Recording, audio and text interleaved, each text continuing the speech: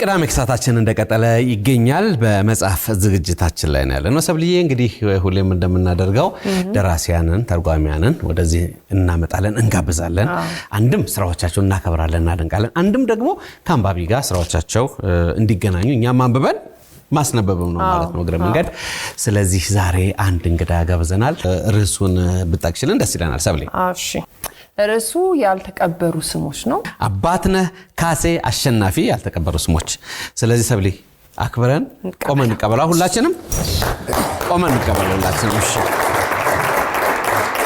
ማሰላለን አረፈ በጣም ጥሩ አባትነህ ካሴ በመጀመሪያ ደረጃ በጣም እንኳን ደስ አለ መጽሐፍ በጣም ከባድ ነገር ነው ላይ ልጅ ወልደ ከቁም ነገር ማድረስ ነውና እውነት ነው በመጀመሪያ ደረጃ በጣም እንኳን ደስ አለ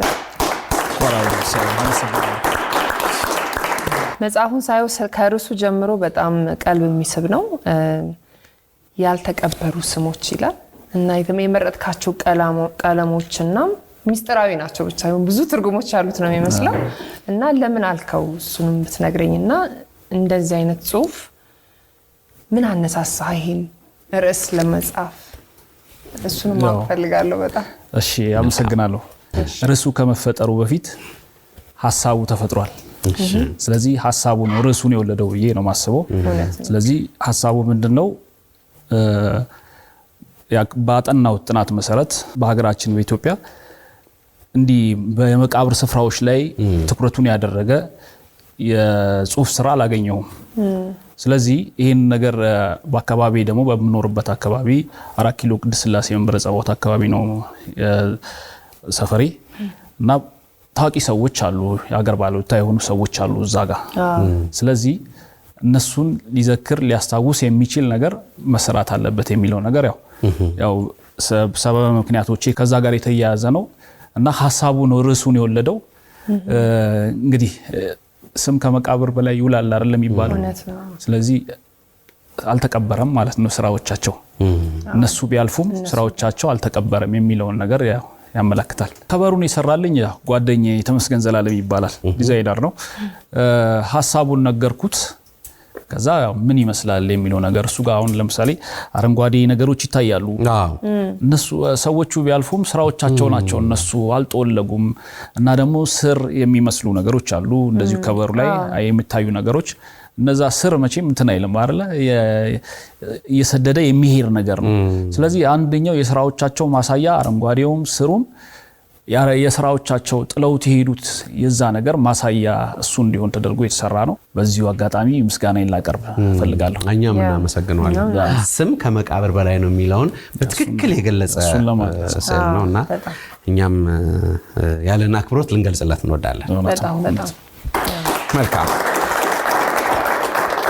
ስለ ይዘቱ በጥቂቱ እናንሳ በተለያየ ንዑሳን ርዕሶች ስለ ሸፋፈንካቸው ወይም ደግሞ ስለ ከፋፈልካቸው አው ወደ 67 ሰዎች ተካተዋል እዚህ ጋር ያው ሰዎች በ63 ኢንዲቪጁዋሊ በግል የተገለጹ ሰዎች አሉ በአራት ደግሞ በግሩፕ የተገለጹ አሉ ስለዚህ መጀመሪያ ላይ ያው ሰዎቹ ያረፉበት ያከባቢው ታሪክ አለ ምንድነው የመንበረ ጸባዖት ቅድስት ሥላሴ ካቴድራል ከዛ ጋር የተያያዘ ታሪኩ ምን ይመስላል እንዴት ተመሰረተ መንበረ ጸባዖት ከመመስረቱ በፊት ባልወልድ አለ ወይም ደግሞ መካነ ሥላሴ የሚባል አለ ስለዚህ የነሱንም ታሪክ በመጀመሪያው ምዕራፍ አካትቼ ሌሎችንም አለ ምዕራፍ አንድ ላይ በእነሱን አካትቼ በሚቀጥሉ ከቅድስት ሥላሴ ካቴድራል ጋር ተያይዞ የተመሰረተው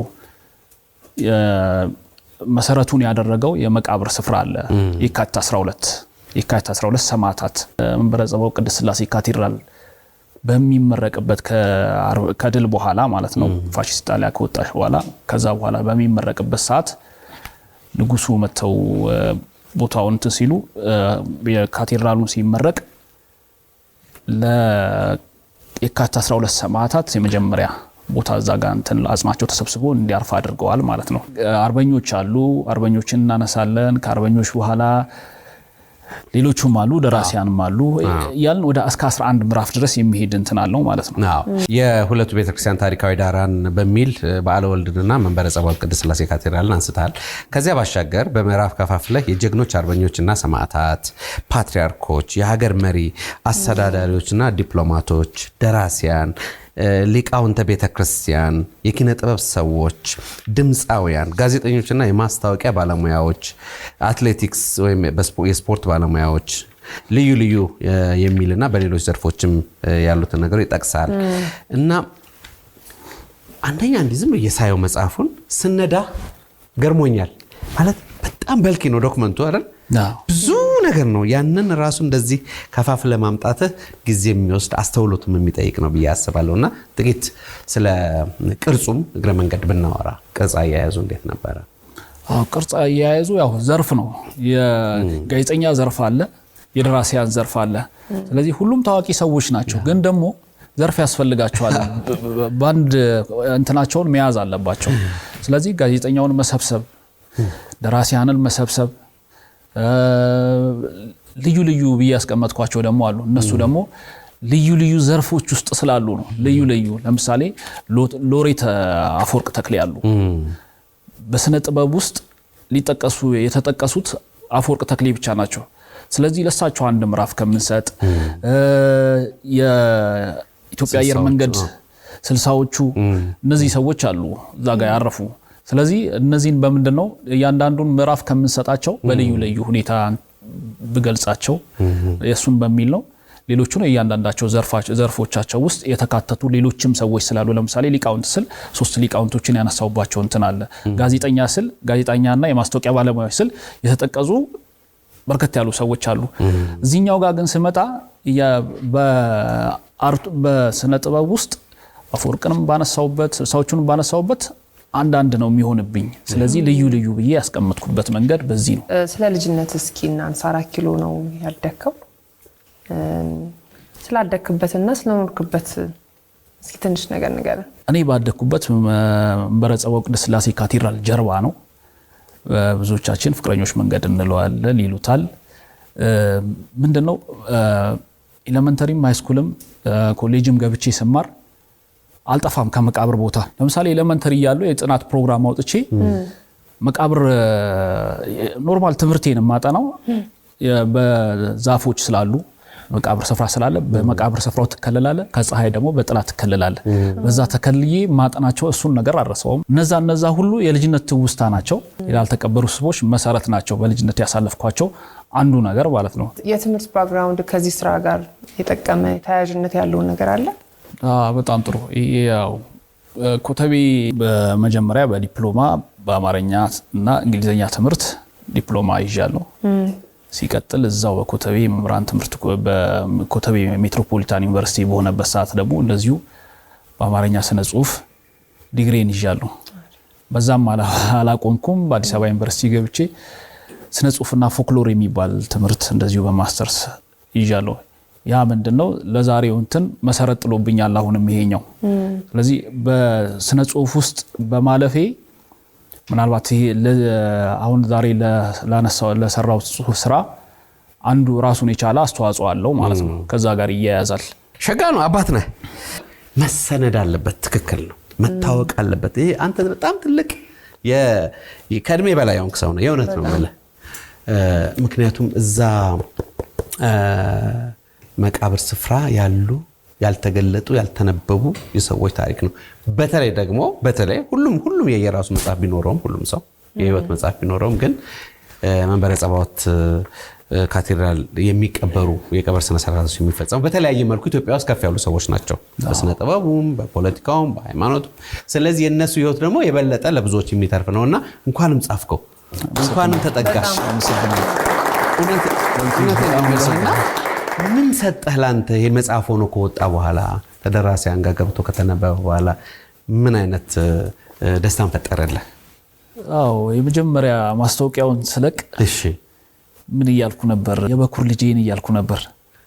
የበኩር ልጄ የሆነውን መጽሐፍ ተጋበዙልኝ እንደዛ አይነት ነበር የምለው። ስለዚህ ልጅን ስትወልድ እንዴት ነው ያው እንትኑ የዛ ደረጃ እንትን ባለ በቃ ይሄ የበኩር ልጄ ነው። ስለዚህ ያ ስሜት ነው በውስጥ የተፈጠረው ከምነግረ በላይ እንትን እስኪል ድረስ ማስታወቂያውን አለቀኩትም ነበር። ከማተሚያ ቤት ወጥቶ በእጄ እስኪይዘው ድረስ ዝም ብዬ በቅርብ ቀን ብዬ ፖስቻለሁ እንጂ እስከ በእጄ እስኪ መጽሐፉ በእጄ እስኪገባ ድረስ በቃ አላመንኩም ነበር። ስለዚህ በእጄ እንደገባ ወዲያው ነው እንትን ያልኩኝ የበኩር ልጄን ብዬ በስርዓት ያሰማሁት። ስለዚህ የስሜቱ በጣም እኔ ከልጅ ጋር ይያያዛል። እኔ አሁን እንደዛ አድርጌ ነው ማስበው። በቃ የመጀመሪያ ልጄ ነው እንደዛ ነው ማስበው። አይ ትርጉምም ደስ ያልተቀበሉ ስሞች ያውስ የሆነ ሰው ሰርቶ አልፎ ስማቸው ግን ስቲል ከኛ ጋር ያሉ ብዙ አሉ እና እነሱንም የሚያስታውስ ነው የመረጥከው ርዕስና እና ደግሞ እኔ ግን ስምህ ራሱ ትልቅ ትርጉም ያለው ይመስለኛል። አባት ነካሴ አሸናፊ ትልቅ ትርጉም ያለው ይመስለኛል። ስለሱ እስኪ ትንሽ ንገረኝ። ስሜ እንግዲህ የእናቴ ስጦታ ነው። ያው ብዙ ጊዜ እናቶች ፍቅራቸውን ሲገልጹ በልጆቻቸው እንትን ይላሉ። ስለዚህ አባት ነህ ብላኛለች ማለት ነው። ፍቅሯን በአባቷ ገልጻለች። አይ ለብዙሃኑም እኮ አሁን አባቷ ነው።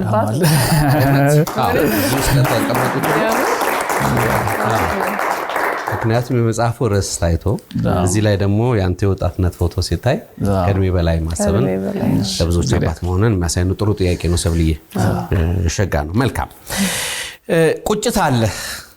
በተለይ ቁጭት ደግሞ በሀገራችን ያው አልተለመደም እንደዚህ መቃብር ላይ ወይም ደግሞ ያለፉ ሰዎችን ታሪክ መልሶ ማንሳት። ብዙ ጊዜ ላለፉ ሰዎች እኔ ጥሩ ነው ብዬ የማስበው እና ቢሰነድ ተብሎ የሚታሰበው የህይወት ታሪክ ነው። ባይ ዘ ወይ የህይወት ታሪክ ጸሐፊዎች በየሰፈሩ እኮ አሉ።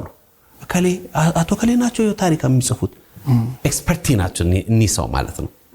እና እንዴት የህይወት ታሪክ አንድ ሰው ካለፈ በኋላ በምን ያህል ፍጥነት እንደሚጻፍ እናውቃለን ሁላችንም። ተጠይቆ ዘመን ተደዋውሎ ዓመተ ምሕረቱ እንደዚህ ያ ቢሰነድ ትልቅ መጽሐፍ ይወጣዋል። እኔ አንዳንዴ እዛ ሲነበብ የህይወት ታሪክ ቢቀዳላሉ ተቀርቶ ልክ እንደዚህ ቢጻፍ የሚል ሐሳብ ሁሉ አንዳንዴ እና አንተም ቁጭትህን ነው እዚህ ውስጥ ያስቀመጥከውና መረጃዎቹን እንደምን አገኛቸው? ሐውልቱ ላይ ካለው ብቻ ነው ካንተ ግምት ነው ወይስ ደግሞ ሰዎች ከመደወል አጋጣሚዎች አሉ? የሐውልቱ ወይም ደግሞ የሙታኑ ባለቤቶች ይቅርታ የሙታኑ ዘመዶች ጋር እንደዚህ መረጃ የመሰብሰብ ነገር አለ? እንዴት ሰበሰብከ? የመረጃ አሰባሰብ አይነት መረጃ አሰባሰብ ላይ ያው አንዱ የመረጃ አሰባሰቤ እንትን ነው። በቀብራቸው ሰዓት ለምሳሌ ታዋቂ ሰው ሲሞት በቀብራቸው ሰዓት ላይ ይገኛሉ። በቃ አንተ አትፈራም ሞታቦ?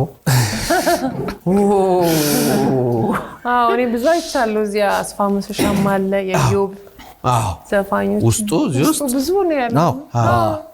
ስለዚህ እገኛለሁ። እንደዛ ታደርጋለህ? ማይክ ሲከፈት ቤት ይሰማል። ስለዚህ ታዋቂ ሰው እንትን ሲል እገኛለሁ። በተቻለኝ አቅም ሪከርድ አደርጋለሁ የህይወት ታሪክ ሲነበብ። አየህ ያ መፈልገው ሰው ለካው እንደ አባት ነው ሆኗል። አባት ነው ሆኗል። እሺ ከዛ በዘለለ ደግሞ ያው ለምሳሌ አንድ እሱስ ከተጠቀሱስ ብርሃኑ ዘሪሁን ባነሳለህ መቼም ብርሃኑ ዘሪሁን ባረፈበት ሰዓት እኔ የለውም አልተወለድኩም። ግን ምንድነው ብዙ ጊዜ ደግሞ ዶክሜንት ቼክ አደርጋለሁ። እነዚህ የመረጃ እንትኖች ናቸው ብዬ የማስባቸውን ለምሳሌ ማስታወሻ መጽሔት የሚባል አለ 80ዎቹ መጨረሻ አካባቢ ከ85 እስከ 90 መጀመሪያ አካባቢ የነበረ ማስታወሻ መጽሔት ብዙ ጊዜ እነዚህ ታዋቂ ሰዎችን የስነ ጥበብ ባለሙያዎችን ለሀገር አስተዋጽኦ አድርጓል የሚያስባቸውን ሰዎች ኢንተርቪው አድርገው በዶክሜንት እንትን ያለ ነገር አለ፣ መጽሔት አለ። ሌሎችም ስራዎች አሉ። አዲስ ዘመን ላይም የተሰሩ ብዙ ስራዎች አሉ። ስለዚህ ምንድነው የግድ በቀብር ስነ ስርዓታቸው ላይ ብቻ መገኘት ብቻ ሳይሆን እነዚህን መዘገብ አለበት፣ መሰራት አለበት፣ መካተት አለበት ብዬ ያሰብኩትን አካል የህይወት ታሪክ ፍለጋ ወዴት ሄዳለሁ? ወደ ዶክሜንት ማገላበጥ ሄዳለሁ ማለት ነው። ስለዚህ በፈለኳቸው ልክ እነዚህ ሰዎች በወቅቱ ኢንተርቪው የሰጡትን ስለነሱ አስተዳደግ ሌሎችም ስራዎቻቸውን የተጠቀሰበት ቦታ ላይ ይሄድኩኝ ይሄን ነገር ሳደርግ ነበር። መረጃዎችን ስሰበስብ የነበረው በዛ ነው። ታዋቂ ሰዎች ሲሞቱ ሄጄ መቃብር ስነስርዓት ላይ ሄዳለሁ ብለኛልና ብዙ ጊዜ የታዋቂ ሰዎች ወይም ሲሞቱ ወይም ምንም ሰው ማለት የቅርብ ሰውም ሲሞት ሞር ከሞቱ በኋላ ነው ታሪካቸው ምን ሰማው በደም ያረጉት ነገር ጥሩ ነገር ያረጉት ነገር ዛሬ ነው ምን ሰማውና ያስፋው መሸሻም እያየው ነበር ጻፍካቸውና ስለሱ እስኪ ንገረኝ። በእኛ የተለመደ ነገር የመጀመሪያ የቀብር ሰዓት ላይ አጅበን እንሸኛለን።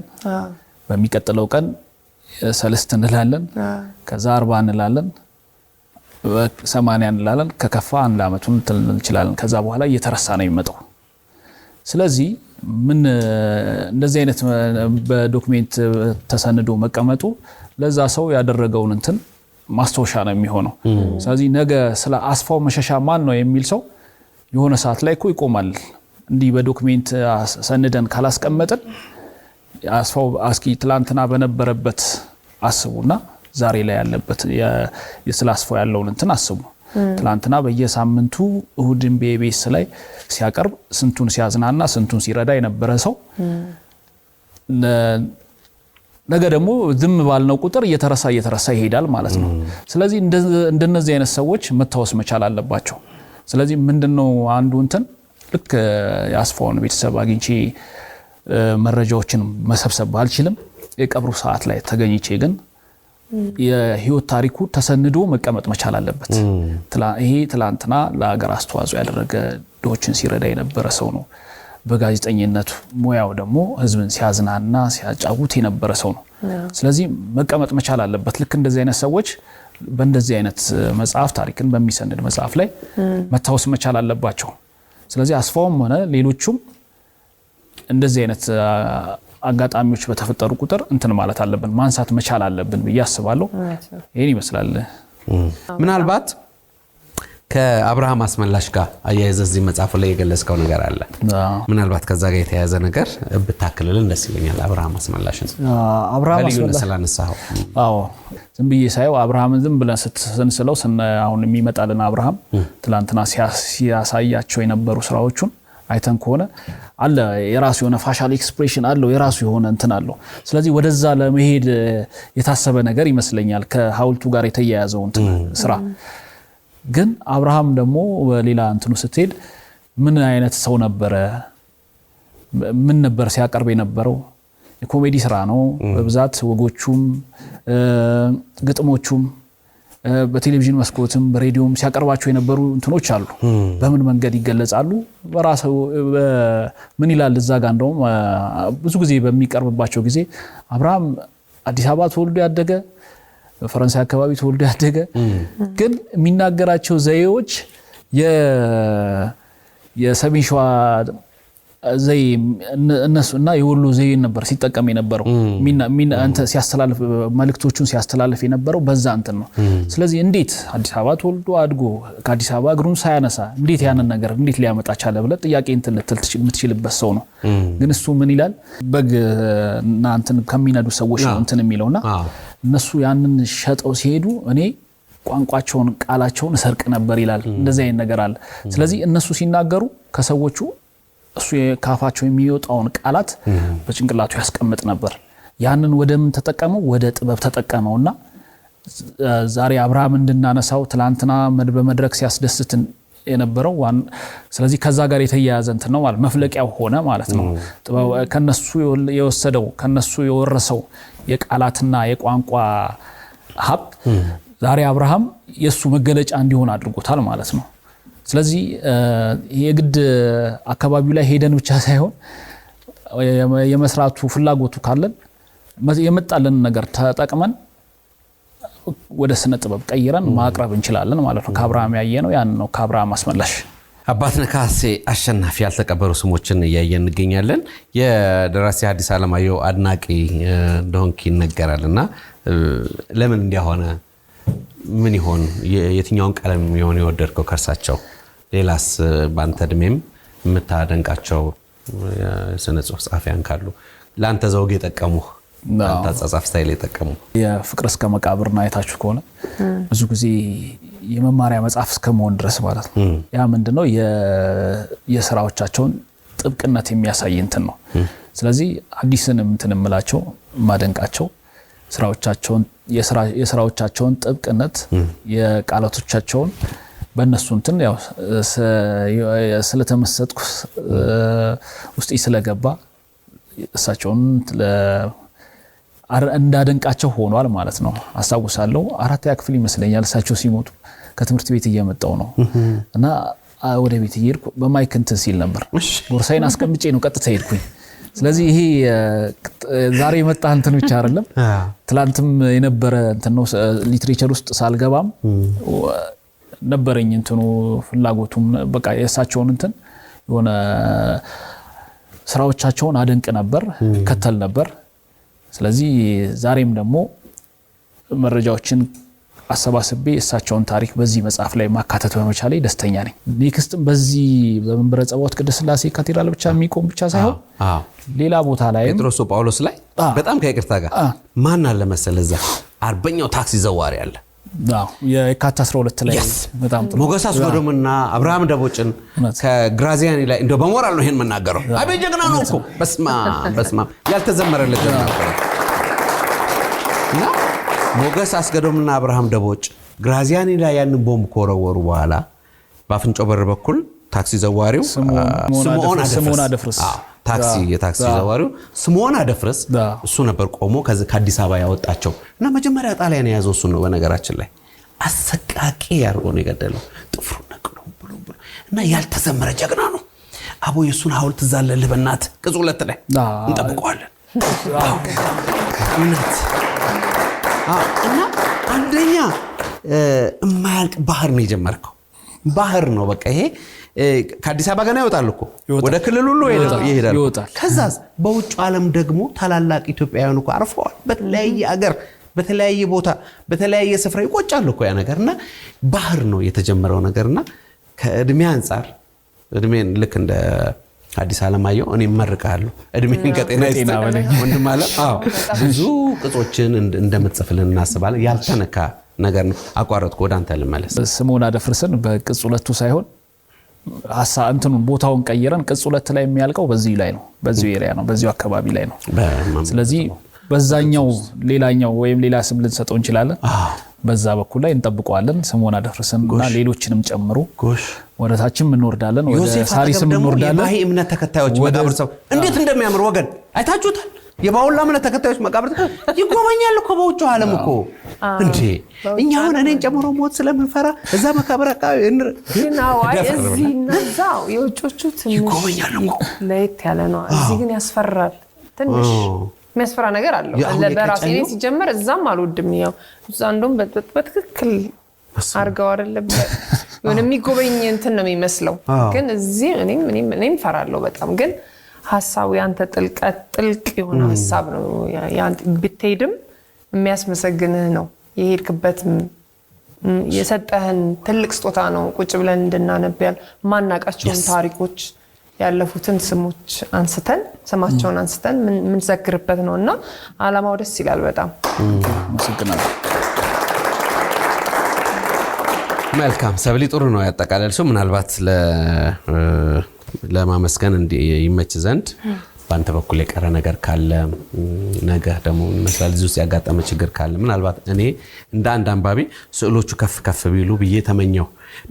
ምናልባት ባለቀለም ቢሆኑ ብዬ ያለው ነገር አንዳንድ ጊዜ እንደ ልብ ለማውጣት ይመቻል ብዬ ተመኘው እና ሙሉ ታሪኮች እንትኑ አሉ፣ ዋቢ መጽሐፍት አሉት ያጣቀስካቸው ነው። ያው ሙሉ የጥናታዊ ጽሑፍ ነው ሆኖ የቀረበው። ስለዚህ ሌሎች ጥያቄዎችን ምላሽ እግረ መንገድ በዛው እየሰጠ የሚሄድ ለሌሎች ጸሐፍትም እየጠቆመ የሚሄድ ነው። ምክንያቱም እዚህ በጥቂት ሰው የተቀረበው ነገር ተመዞ ትልቅ ታሪክ ነው የሚሆነው የእያንዳንዱ ማለት ነው። ሰው እርሾ ነው የሆንከው። እንዲህ በማለት እኔ ላጠቃል። አንተ ግን በአንተ በኩል የማጠቃለያ ነገር ካለ ምስጋናህም ያው ልታቀርብ ትችላለሽ። ያው ከቀጣይ ይሰራል። ያው ምንም ያሰብኳቸው ስራዎች አሉ ያው ከዚህ ጋር የተያያዘ። ስለዚህ እንቀጥልበታለን። በስዕል ጋር የተያያዘ የብዙዎች ኮሜንት አለ ይጨመርበታል።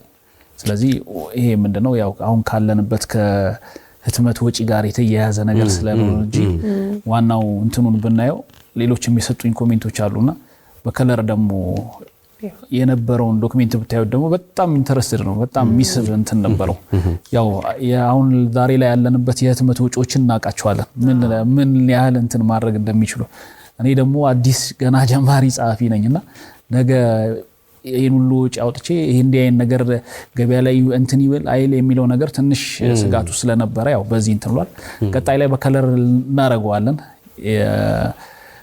በቀጣዩ ህትመት ላይ ሌላው ወደ እንግዲህ ማጠቃለያ ላይ ስገባ ያው ምስጋና ያው ምንድነው ያው ከፈጣሪ ጋር ትልቅ እንትን አለኝ ትልቁ ነገር ያው ፈጣሪ አጋዕዝተ ዓለም ሥላሴ በዛው በቤቱ አሳድገውኛልና ለዚህ የሚያበቁኝ እነሱ ናቸው ምስጋና ይድረሳቸው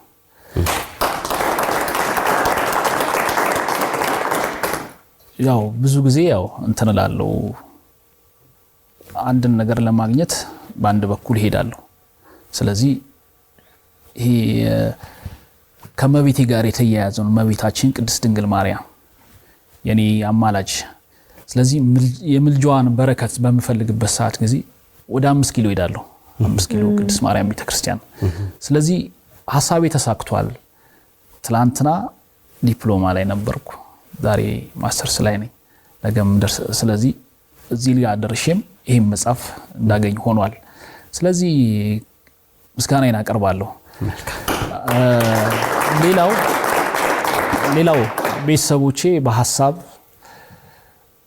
በሁሉ ነገር ያው ከልጅነት እስከ ዕውቀት ዛሬ እስካለሁበት ደረጃ ድረስ በሐሳብ በምክር በምግባር የቀረጹኝ ቤተሰቦቼን ከፍ ያለ ምስጋና አቀርባለሁ እድሜ ከጤና ፈጣሪ እንዲሰጥልኝ እንዲሁም መኛለሁ መዝለል የማልፈልገው ነገር ያው መጀመሪያ የመጽሐፌን በስርዓት ፌስቡክ ላይ ነው ፖስትኩትና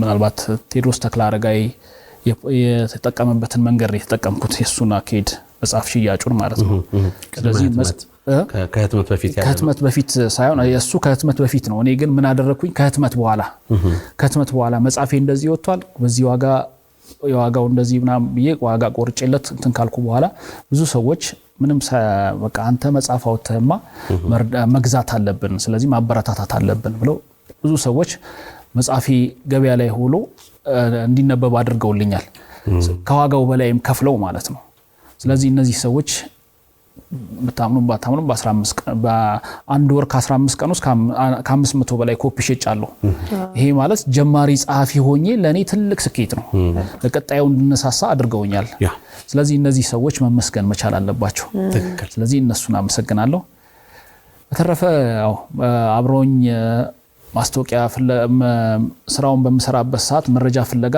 በመባከንበት ሰዓት አብሮኝ የነበሩ ጓደኞቼ ያሉ የሰፈር ጓደኞቼም እነሱ ምስጋናዬን አቀርባለሁ እንግዲህ ይሄን ይመስላል እግዚአብሔር ያክብርልኝ ለኢቢኤስ ቴሌቪዥን ብዙ ጊዜ ከምደነቅባቸው ነገሮች ለምሳሌ ለደራሲ ለጸሐፊ የምትሰጡት አክብሮት ሲገባ ሁሉም ተነስቶ የሚያጨበጭባቸው በቆሞ ያጨበጨበ የሚቀበልበት ነገር መቀጠል መቻል ያለበት ነገር ነውና ይሄን ነገር እንዳታቆሙ ትልቅ ምስጋና የሚገባቸዋል አመሰግናለሁ ለሁላችሁም እዚህ ላይ